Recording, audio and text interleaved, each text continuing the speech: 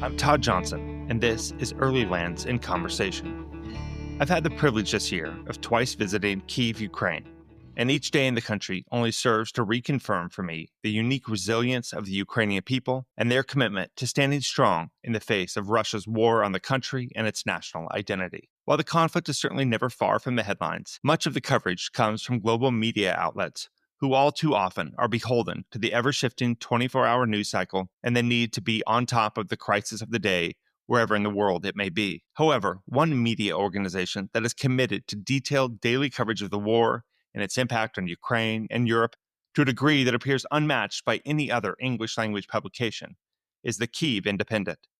And there's perhaps no component of the Independent's work that is more powerful than its reporting from the front lines. In the face of that coverage has very often been Francis Farrell, whose reporting from Ukraine's battlefields has done much to ensure that Ukrainians and the wider world understand the sheer brutality and attritional nature of this war. I'm very pleased to welcome the Kyiv Independent's Francis Farrell to Earlylands in Conversation.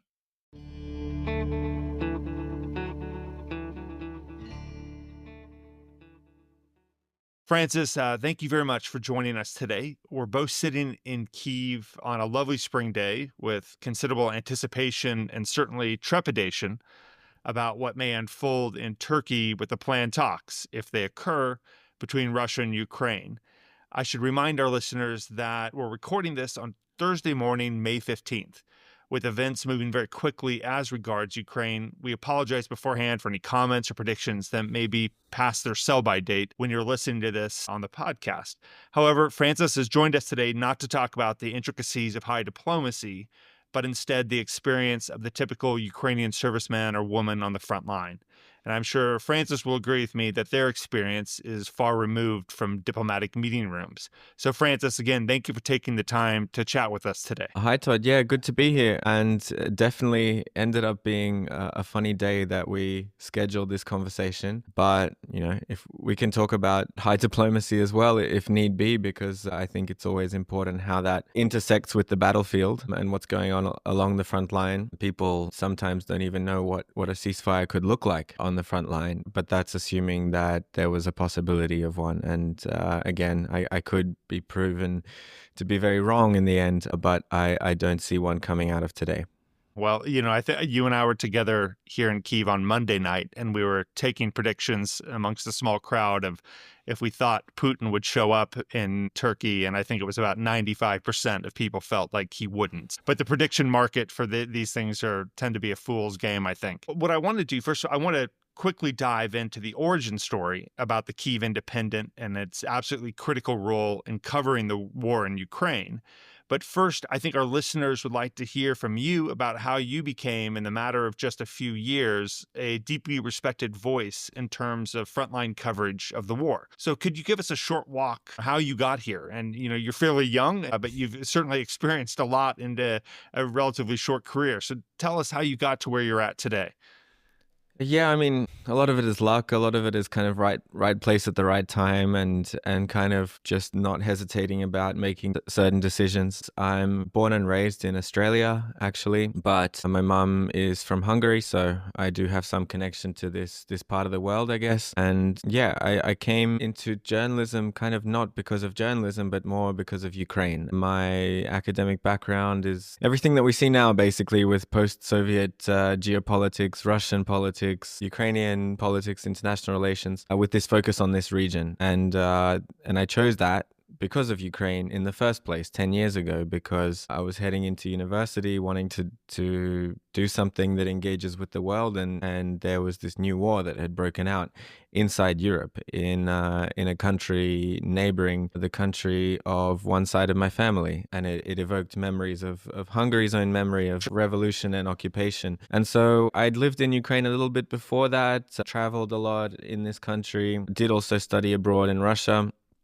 And when full scale happened, it was just clear that I had to be here. I didn't know what I would do at first. I think there was a little bit of hesitation and imposter syndrome when it came to journalism and war journalism, when especially the first weeks of the full scale invasion, you have just hundreds of journalists from all over the world swarming Kyiv with their bulletproof vests and bulletproof cars and fixes and documents and experience. It didn't feel like something that was possible, but I regathered myself, and in summer I came back to Ukraine, and the Kyiv Independent was just obviously a good fit. They were happy to have a native speaker who could speak Ukrainian as well.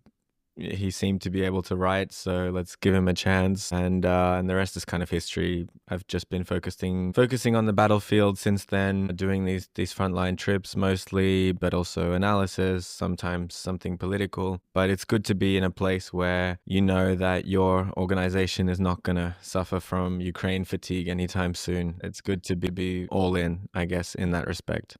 Well, sure, it's serendipity a little bit, right? But it's also a passion and a willingness to take risks and, like you say, to commit yourself to the story. You don't find I don't think you're running off to Gaza or the Indian-Pakistan border or crisis chasing, so to speak. Right? I mean, this is where you're at. You could go down to the lobby of my hotel here and sit in the breakfast room, and there's quite a Star Wars bar sort of feel of journalists and diplomats and aid types. But we all come and go, and you're still here, which is, I think, certainly something to be said for your commitment. That's a good lead into my next question. I'm someone who consumes a probably unhealthy amount of information about the war in Ukraine. These, they're excellent commentators from multiple international newspapers, broadcasters, but I believe that the Kyiv Independent is doing some of the most original and courageous reporting on the conflict. Tell us a bit about the Independent. How did it come into being? What was the motivation for its founding? And what does it see as its mission in terms of how and what it covers regarding the war? The Kyiv Independent, I mean, it's also, again, a bit of a story of serendipity and right place at the right time, because they were only founded 3 months before the launch of the full-scale invasion. They were founded by the editorial team that used to work at the Kyiv Post, which was Ukraine's kind of legacy English language newspaper that had existed basically since independence, and working in its own niche, focused on expats and diplomats and business people working in Ukraine. It had built up a reputation for being a place of good journalism, which is sometimes a bit of a rarity in Ukraine. It's getting better, but high quality Western standards, rigorous journalism that's not afraid to call power out and investigate corruption and so on. But things changed when they got a new owner a few years ago, and that owner had a different idea of how to use this media that belonged to him, and that idea involved not,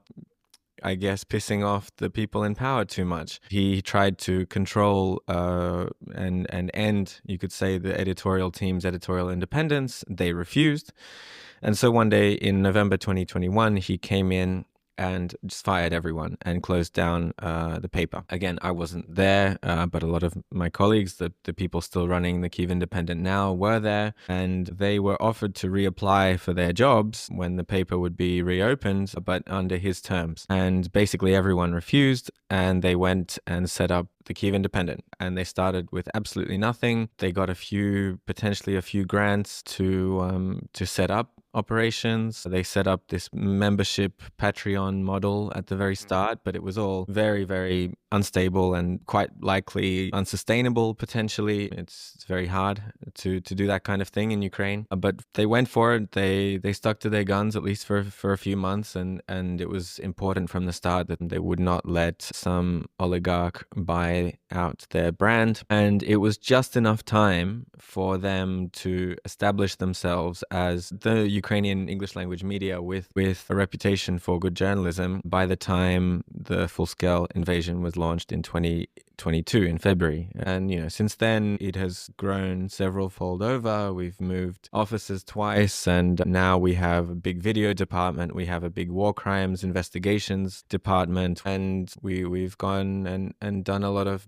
big and cool things to do so through the values of of proper journalism that is not afraid to criticize the government, that is not afraid to ask hard questions. Sometimes people assume that because this is Kyiv Independent and it's a proudly pro-Ukrainian media, that we must be propaganda. Everything that we write is put on Zelensky's desk first and he checks it, and that couldn't be farther from the truth. We've maintained a completely independent ownership model. We do not bow to censorship, even when we have produced some spicy stories that the leadership doesn't necessarily like too much. We believe it's important in wartime to make people understand what's going on a deeper level, but also to make people care.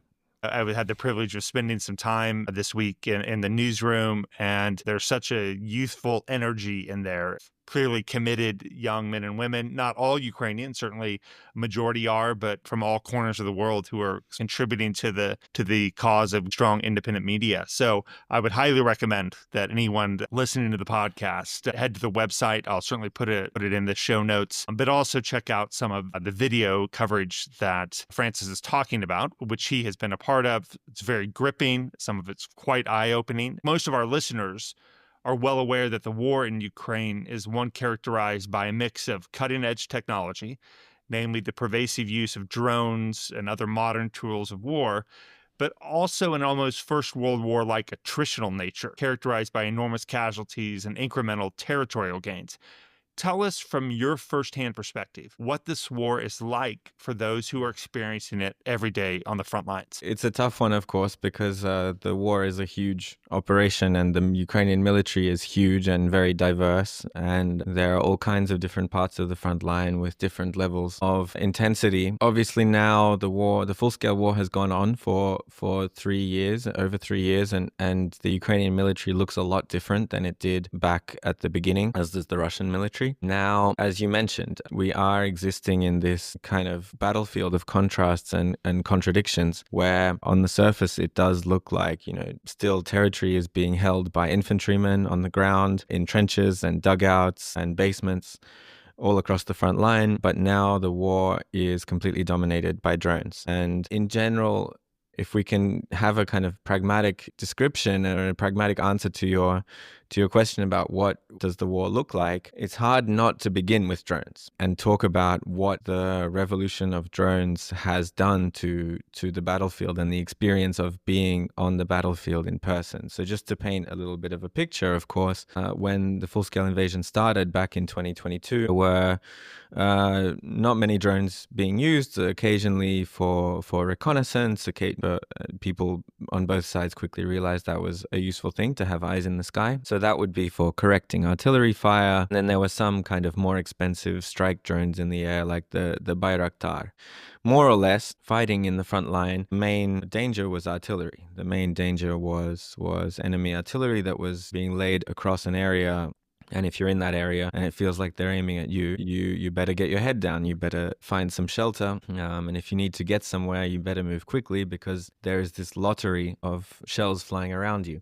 In a war in which both sides of the front line are saturated by enemy drones, it's a completely different story. So the first thing to understand is that now on the battlefield, whereas previously, if you saw a target, maybe a small group of infantrymen or a vehicle, you could target that with shells that cost each from a few hundred to a few $1,000s each, and you eventually correct your fire, and if you do your job well, then you might hit that target. Whereas now, if you see anything on the battlefield, whether it's a vehicle, a tank, just a normal car, or just one foot soldier walking on a field, it is now possible to target that foot soldier or whatever else your target is with numerous cheap, high-precision weapons, each costing less than a shell. I'm talking about FPV, first-person view drones, suicide drones that targets with high precision, with a pilot controlling them all the way. Now both sides have so many of them that they can do that.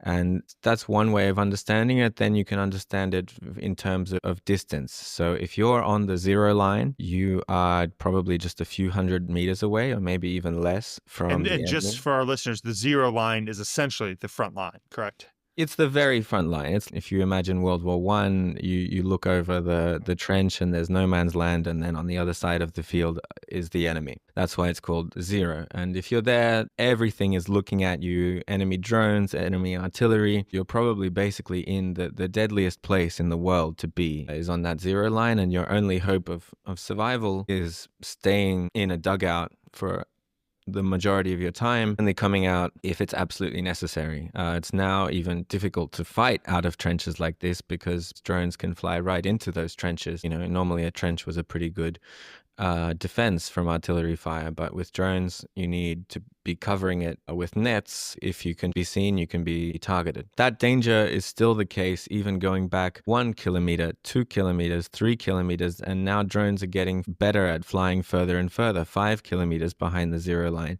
10 or even more kilometers. Now, just every part of the front line, from the zero to all the way further back where you normally had relative safety for your logistics, 10, 15 kilometers further back, every part of that battlefield is now getting more and more deadly. And what that means is the experience, especially of the infantryman, is just deadlier, more isolated, more miserable than it probably ever has been in the history of war. Because again, they just cannot move out of these holes because they will be targeted and hunted by drones in the space of a few minutes. It's almost as if every serviceman or woman has a sniper's scope on them. There's no chance of just, escaping to use the toilet or to grab firewood. It sounds like from what you're describing that there's a very high percentage chance that any movement like that will equal multiple drones, all of which are carrying a hand grenade or a mortar shell, and deeply diabolical, but also highly effective. Yeah, I mean, obviously now it's more important than ever to be camouflaged and to be protected visually. Moving out at night is no use because they have night vision and thermal vision drones. Both sides have plenty of those. And so for the infantrymen on that zero line, the most dangerous part of their job is just the trip to those frontline positions and back. I remember in spring 2023, where it was still possible to take a pickup truck to the zero line and drive in quickly, park it in some bushes, and you could visit the infantry and you could look over and kind of peek at the Russians. But now that is impossible, and even for foot soldiers, they normally have to walk probably about sometimes 5, sometimes even 10 kilometers just to get to that zero line very carefully from cover to cover just to make it there alive. And then when you think about what that's like when it's a wounded comrade that you have to evacuate, it's a complete nightmare. And so when back in the day, it used to be normal for infantry to spend maybe 4 or 5 days on positions, and now it's like 4 or 5 weeks is quite normal. And so they're in that hole the whole time. Their logistics, their supplies, their water, their food is normally brought by drones at this point. And that is now how territory is being held. What you're describing is sheer hell. That begs the question, how does Ukraine manage its manpower constraints? One of the biggest issues it has dealt with in terms of its discussions with the U.S. government over the past few years about lowering the age of conscription, because I think it's right now 25, right, is the youngest age. And Ukraine faces some serious demographic headwinds. But, the description that you just gave is certainly well known to young men and women who have friends and family members on the front line. How does the government manage this manpower issue with a situation like that in which you can't sugarcoat that absolutely horrific existence that the frontline infantryman endures? This is indeed the heart of probably the biggest problem and the biggest dilemma for the Ukrainian military at the moment. It's interesting to kind of focus on how the manpower issue has been covered over the last year or so. By 2024, it was pretty clear already by the beginning of the year that it was manpower, not a lack of ammunition or tanks or missiles or something that was the biggest problem for Ukraine. And it's a complex equation because it's not simply a question of you have a manpower problem, you mobilize more people, and that's how you solve the manpower problem. The problem is the lack of, not really of manpower, but especially combat effective infantry, because they are doing the hardest job, they are doing the deadliest job, they're living in the worst conditions, and they suffer the highest casualties. casualties. Compared to infantry, those who are working on artillery or medics or drones, because they're working further back, they don't have to hold that zero line. Their casualty rate is much, much lower because their work is relatively safer. So if that's the problem that we've got, then and there are a lot of factors that go into that final output. And the main factors there, yes, there's the mobilization. So how many people are you bringing in, and what is the quality of those people in terms of their physical condition and their motivation, their morale? And, you're always going to have problems when you have to forcibly mobilize people into the infantry. That's already going to be a challenge. It can be improved upon for sure, but that's inherently very difficult and very painful for society to deal with. But then beyond that, there are other things that you can do to improve the manpower situation. How well these people are trained. It's important how well they are equipped. And I would even argue how these mobilized men are organized and commanded in the field. Are they used first and foremost to replenish existing veteran, experienced, competent brigades, or are thousands of them funneled into completely new brigades which don't have any combat experience or command culture? Which the government has been criticized Yes. quite robustly for creating these brigades without any institutional heritage or culture of training and unimpressive officership. Correct me if I'm wrong, but I think that's been the criticism that they faced over the past 12 months. Yeah, it came to a head after there was a scandal with this 155th Brigade, which was meant to be a poster child of a new program where European countries would train and equip Ukrainian brigades. And this one was going to go to France and receive French equipment and French training. But Ukraine, they had to provide and organize the personnel, and they failed on their end. They were peeling off bits of the brigade already to plug holes in the front line before they even went to France. The officer corps was just very grim and Soviet, and it didn't help with the motivation of the guys. And they got French tanks and artillery, but they didn't receive proper drones or proper training on how to use drones, without which a brigade is going to be in big trouble on the battlefield. If you do it right, then that can be a very effective force. But if you do it wrong, we're talking about excess casualties. We're talking about losing people that didn't need to be lost. You've described a horrifying reality for Ukrainian servicemen and women. Do they want, with that reality in mind, this war to simply stop because of its grinding brutality? And I know you can't speak for all hundreds of thousands of servicemen and women, but does your typical serviceman, does he want the war to simply stop, or are they willing to continue fighting until they get what they consider a just peace? Yeah, I guess it's one of the big questions, right? Because if there was a collapsing motivation to continue fighting across the front line, that's when, we could see large scale deserting, parts of the front line collapsing, Russia surging forward. And that hasn't happened despite how horrible the conditions are for people, especially the infantry holding that very front line. And so people are very different. It depends on how motivated they are, where they're from in Ukraine, what's their level of, I guess, kind of geopolitical critical thinking. Of course, people want to go home. People are tired. People want the fighting to stop. There are other factors as well that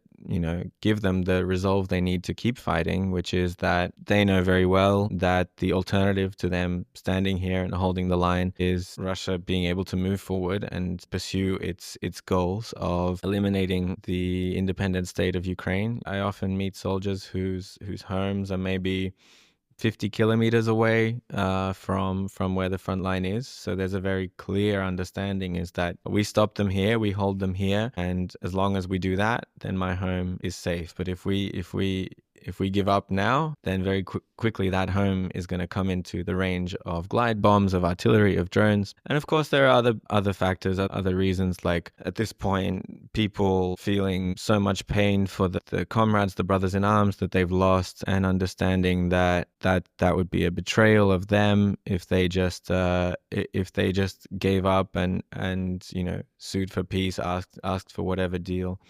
So that's what it looks like now. People, they want to go home. They're very tired, but they understand there's no other choice. And that's I think the position of Ukraine as a whole at the moment.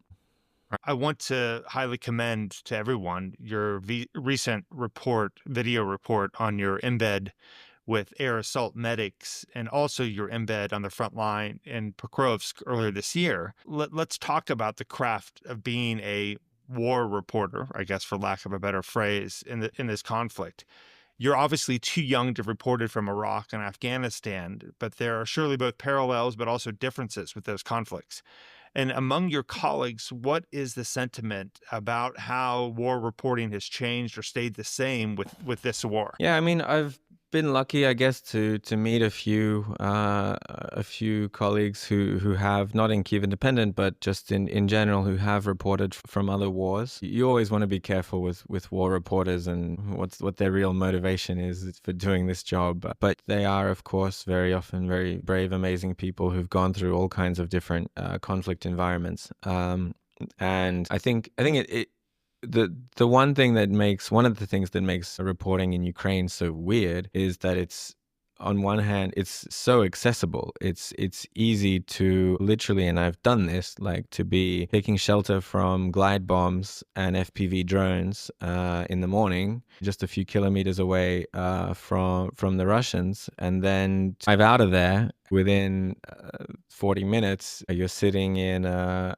very hipster cafe Right. in Kharkiv, eating a really nice avocado toast with Having matcha and yeah, with a matcha latte, exactly. You know, you have the luxury of reporting from Ukraine, of reporting from a country that's not a failed state. Obviously, for me, it's easier because I speak the language and I feel very much like I'm reporting from my home country at this point. On the other hand, then, of course, with war reporting, the trickiest thing is usually the access. And that's something that sometimes people complain about a lot because Ukraine has systematized and bureaucratized the system of access to the military. So unless you have a good friend who's a pretty high ranking commander who doesn't care about the rules, you normally have to go through these press officers of the brigades, and they organize the work for you, and you discuss what's possible to do, what's not possible to do. They don't tend to try to censor what's coming out of these visits. In the first year of the war, a lot of these press officers didn't know what they were doing. They really disdained journalists whose job it was to work with. But now it's pretty well organized. It's pretty well systematized. It's a completely different game if you're in Syria or Burma or something, and it's a completely Wild West kind of environment where everything is about personal trust and getting a good fixer who knows people and so on. It also seems that this war, probably more than any other, every man or woman on the front line is their own war correspondent. You could spend, if that's your thing, you could spend countless hours just watching videos of helmet cams of infantry unit trying to take a Russian trench, or FPV footage chasing down a Russian on a motorbike. It seems almost that there is a democratization of content here that probably has never been seen before. Yeah, of course. I mean, it's allowed us to see exactly what's going on, because we're dealing with a battlefield where everything is being filmed from above, sometimes from below. That doesn't mean that there's not an important role for us to play, which is to bring the viewer from their couch to the front line, and to bring the front line to their couch, and to meet and get to know the people who are waging this war. Drones are definitely changing everything as well with regards to access.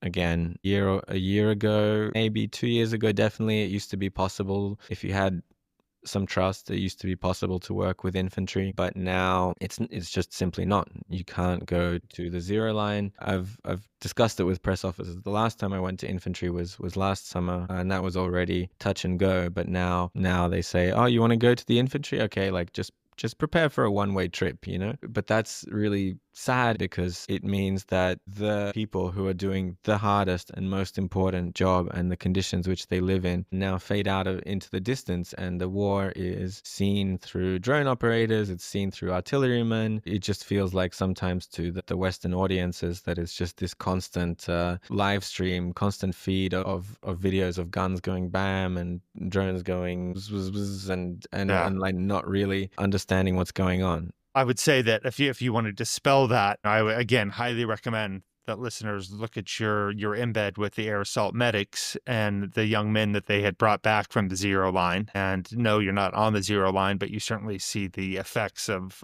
their daily existence. So all credit to you for producing that series. A sentiment that I often hear when talking about the long-term consequences of this war is the challenge of reintegrating hundreds of thousands of men and women who have been living in this reality. They've served, they've experienced deep trauma, constant stressors, saying nothing about the tens of thousands of physically wounded and killed.